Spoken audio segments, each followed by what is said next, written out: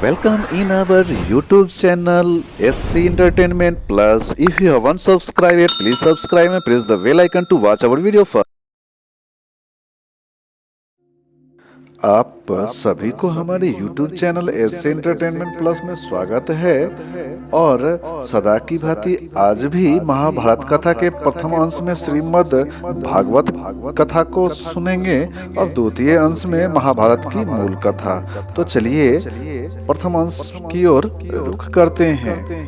अनंत विजयम राजा कुंती पुत्रो युधिष्ठिर नकुल सहदेव च सुघोषो मणि पुष्पको कास्य च परमेशु आस शिखंडी च महारथा दृष्टद्युम्न विराट च सात्यकी च अपराजिता द्रुपद द्रौपदेया च सर्वस्य पृथ्वीपते सौभद्र च महाबाहु शंखान दधमो पृथक पृथक।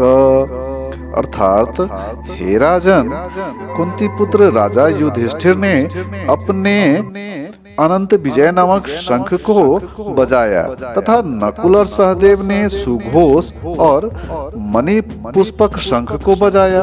महान धनुर्धर काशीराज परम योद्धा शिखंडी धृष्टद्युम्न विराट अजय सात्यकी द्रुपद और द्रौपदी के पुत्र तथा सुभद्रा के महाबाहु पुत्र आदि सबों ने अपने अपने शंख बजाए।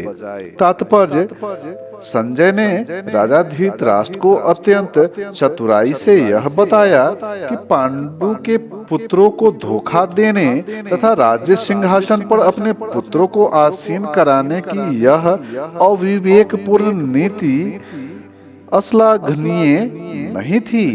लक्षणों से पहले से ही यह सूचित हो रहा था कि इस महाभारत युद्ध में सारा कुरुवंश मारा जाएगा। भीष्म पितामह से लेकर अभिमन्यु तक तथा अन्य पौत्रों तक विश्व के अनेक देशों के राजाओं समेत उपस्थित सारे के सारे लोगों का विनाश निश्चित था।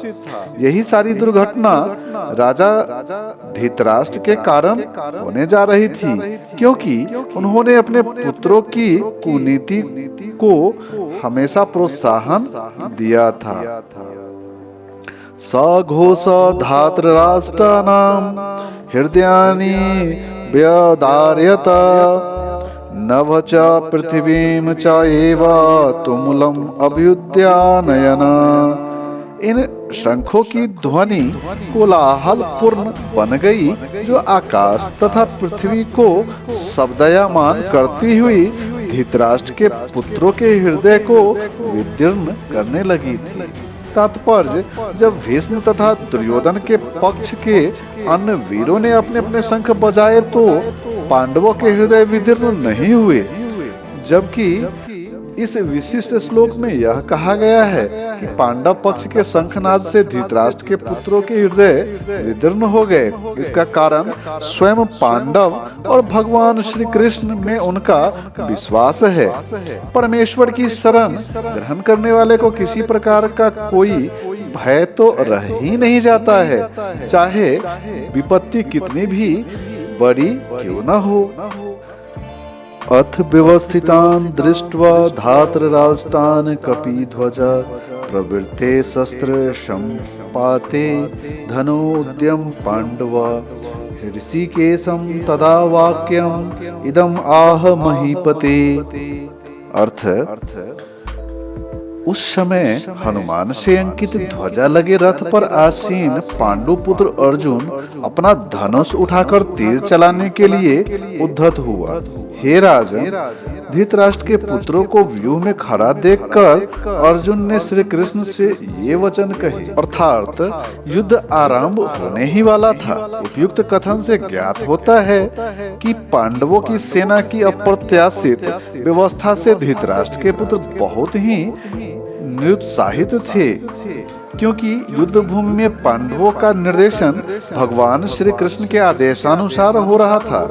अर्जुन की ध्वजा पर हनुमान का चिन्ह भी विजय का सूचक है, क्योंकि हनुमान ने राम तथा रावण युद्ध में राम की सहायता की थी, जिससे राम विजय हुए थे। इसी समय अर्जुन की सहायता के लिए उनके रथ पर राम तथा हनुमान दोनों उपस्थित थे।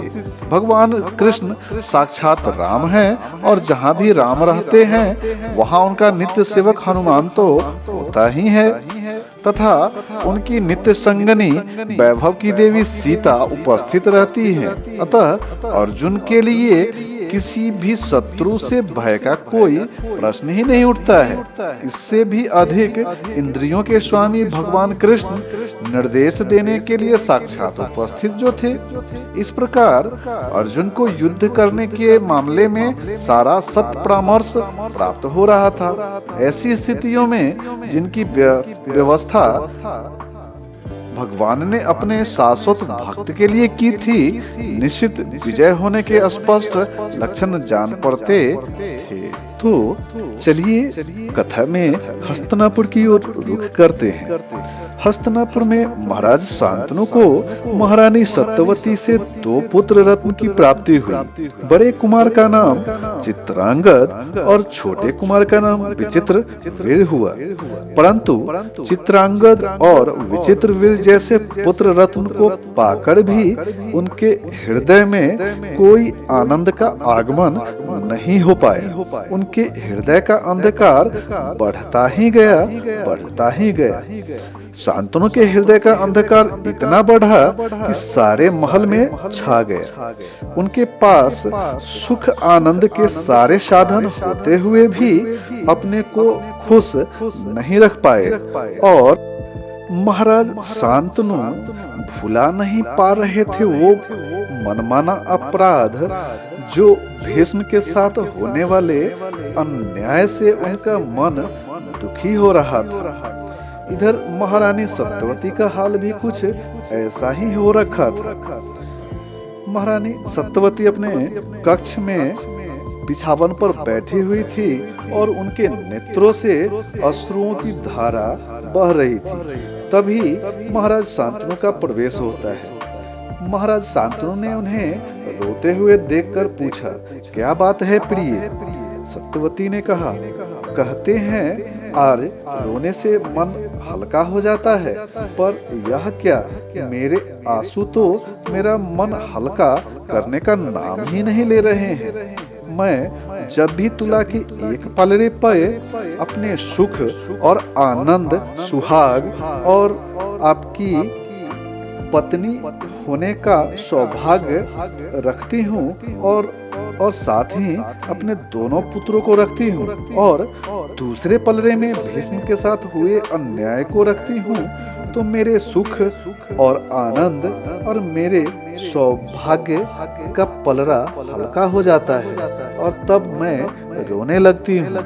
ऐसा नहीं कि मैं अपने दोनों पुत्र चित्रांगद और विचित्रवीर से प्यार नहीं करती हूँ, लेकिन जब भी मैं उनका माथा चूमती हूँ तो मेरे मुंह में भीष्म के साथ होने वाले अन्याय की कड़वाहट भर जाती है और मुंह फीका पड़ जाता है। महाराज शांतनु ने महारानी सत्यवती से कहा, तुम अपने हृदय पर इतना बोझ क्यों डालती हो प्रिय? दोषी तो मैं हूँ जिसने 64 के ऊपर हस्तिनापुर का भविष्य दांव पर लगाया और मुझे ही अपने पूर्वजों का सामना करना है। इस पर सत्यवती ने कहा, नहीं, आपका क्या दोष आज पुत्र? आप तो मेरे पिता से यह कहकर लौट आए कि सत्यवती का हाथ महंगा है और ऐसे शर्त में सत्यवती का हाथ मुझे नहीं चाहिए। महाराज शांतनु ने कहा, परंतु भीष्म को मैंने ये अवसर दिया कि वो मुझे समझा ले, मना ले और मैं तो उसे ये भी कह सकता था कि मेरे आदर्श पुत्र, मुझे इन दामों पर मेरे मन की शांति नहीं चाहिए, मुझे सत्यवती का हाथ नहीं चाहिए, मुझे कुछ नहीं चाहिए। तुम भी तो वहाँ थी, अगर मैं चाहता तो उसे एक बार भी यह कहने का प्रयत्न किया क्या? नहीं। इसके विपरीत मैं तो उसे वरदान पे वरदान देने पे लग गया कि जाओ पुत्र, तुम जब तक चाहो यह रसहीन जिंदगी जियो। इस पर महारानी सत्यवती ने कहा, तब तो राजपुत्र इसके दोषी तो हम दोनों ही हुए। जरा सोचिए तो, ईश्वर की कृपा से हमारे आंगन में दो दो चंद्रवंशी उगे हुए हैं, परंतु देखो इस अंधकार को, ये तो निकलने का ही नाम नहीं लेता है और अंधकार तो बढ़ता ही जा रहा है, बढ़ता ही जा रहा है। महाराज शांतनु ने कहा, इसी अंधकार से तो मुझे भय लग रहा है प्रिय। सत्यवती, भय? भय किससे और क्यों लग रहा है राजपुत्र? महाराज शांतनु ने कहा, कभी अपने वर्तमान से तो कभी हस्तिनापुर के भविष्य से भय लग रहा है। सत्यवती ने कहा, तब तो चलिए महाराज भीष्म के पास चलें और उसे प्रतिज्ञा का बंधन तोड़ने के लिए मना ले आ। महाराज शांतनु ने कहा, तब तो तुमने अपने पुत्र भीष्म को पहचाना ही नहीं प्रिय। उसके और उसके प्रतिज्ञा के बीच तो भक्त और भगवान का संबंध है। हमें अपने दाम्पत्य के इस नरक में रहना ही हमारा नियति है और हमारा धर्म भी है, जिसे हम स्वीकार करने के अलावा कुछ कर भी तो नहीं सकते, कुछ भी नहीं। सत्यवती, हाँ राजपुत्र, यही हमारी तपस्या होगी और यही हमारा प्रायश्चित भी होगा। महाराज शांतनु ने भरे मन से कहा, पर अब मैं थक गया हूँ, टूट गया हूँ। भीष्म को इच्छा मृत्यु का वरदान देने वाला यह शांतनु अपनी मृत्यु का वरदान किससे मांगे? इस तरह हस्तिनापुर के राजभवन में अंधकार निरंतर बढ़ता गया। लाख समझाने के पश्चात भी महाराज शांतनु अपने हृदय की संचेतना को समझा नहीं पाए और यह उन्हें मृत्यु शैया पर पहुंचा दिया। वह मुंह से तो कुछ नहीं बोल पाए, पर अपनी बोलती आंखों से उन्होंने महारानी सत्यवती को प्रणाम किया और चित्रांगद और विचित्र वीर भीष्म को सौंपकर वह चल बसे। महाराज शांतनु के स्वर्गवासी होने के पश्चात चित्रांगद और विचित्र वीर दोनों भाइयों का भरण पोषण भीष्म के द्वारा बड़े योग्य पूर्ण तरीके से किया गया। उनका गुरुकुल में भीष्म के संरक्षण में अस्त्र शस्त्र, धर्म, नीति, शास्त्र एवं सभी विद्याओं में प्रांगत हुए। चित्रांगद जो सबसे ज्येष्ठ भाई था, उन्हें युवराज घोषित किया गया और उसके पश्चात उन्हें हस्तिनापुर का राजा बनाया गया। चित्रांगद को थोड़ा अभिमान हो गया और वह अपने आगे किसी की सुनते नहीं थे। वह एक महावीर योद्धा थे और उन्होंने हस्तिनापुर की सीमाओं को बहुत आगे तक फैलाया। वह जिस ओर भी रुख करते, विजयश्री उनके कदमों को चूमती थी। महावीर चित्रांगद ने हस्तिनापुर की सीमाओं को चहु ओर फैलाया। उनके यश, कीर्ति और विजयश्री का पताका राजाओं के बीच ही नहीं, वरन यक्ष, गंधर्व, किन्नर और देवताओं के बीच भी फैल गई।